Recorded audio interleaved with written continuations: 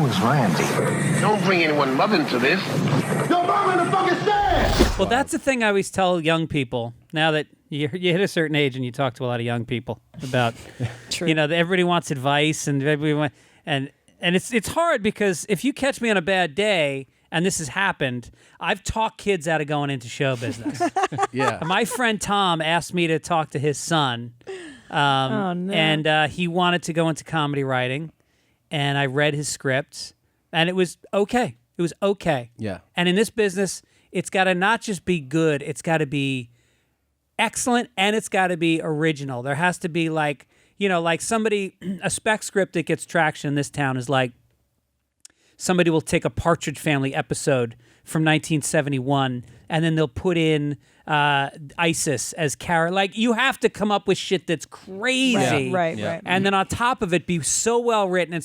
And I just said to him, I go, look, man, you got a college degree. There's so many other things to do. And his father, who's black, got really upset with me. He's like, dude, what did you fucking tell my son? And I was like, I'm sorry, man. It was a bad day. It was a bad day for me. Yeah, but I get that. I totally get that. I did. You know what I did once? I don't think I did the wrong thing. I picked the wrong time. Was I told a comic who was booked by a club that was emceeing to not do so much crowd work.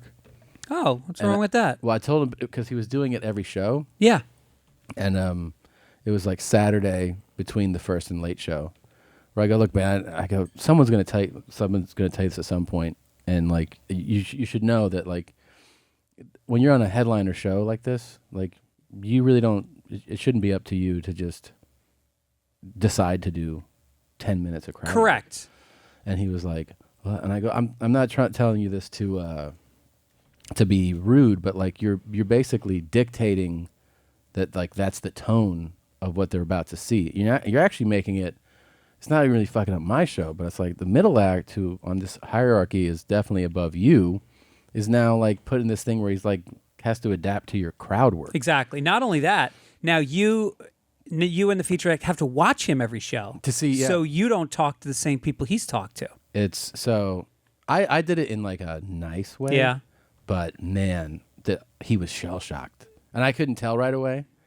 He went up there and bombed, and then afterwards, like I didn't say much to him after his set, but after the show, he was like, I go, dude, like somebody was going to tell you that, and they might not have even been as nice about it as I was. Yeah.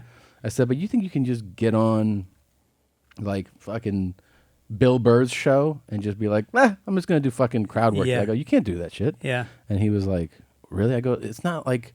This was like a showcase thing. You can do what you want. There's 20 comics going up. Fine. I go, but like, this is not that show. This is a weekend show. And he was like, I guess, I just, I guess you telling me it like 2 minutes before I went up kind of threw me off. And I was like, sorry. Well, you're like the big scary headliner. I felt bad about the timing of it. I was like, I guess so. I know it's powerful for a young comic to hear from a legend. Yeah.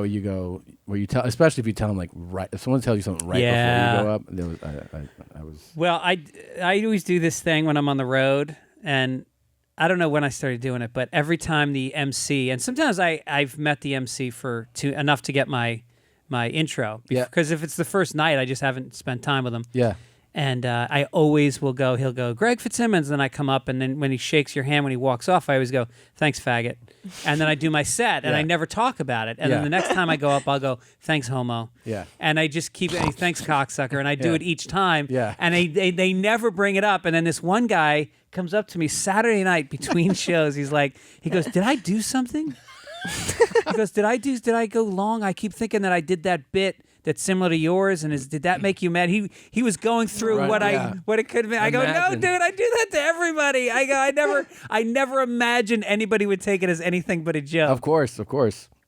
I can imagine though, if you're that guy, the anxiety he probably had I know, for he didn't days. sleep. Oh my god! Yeah. The next day he's probably like, I thought it was a good show, but guy told me I was a Just calling me a cocksucker. faggot and stuff. He goes, is it because that guy, I was doing crowd work with that guy, and I kind of like backed down, and I thought that maybe that's why you kept calling me that. It's like, I didn't have the heart to tell him I didn't watch all of his sets. Yeah. Yeah, man.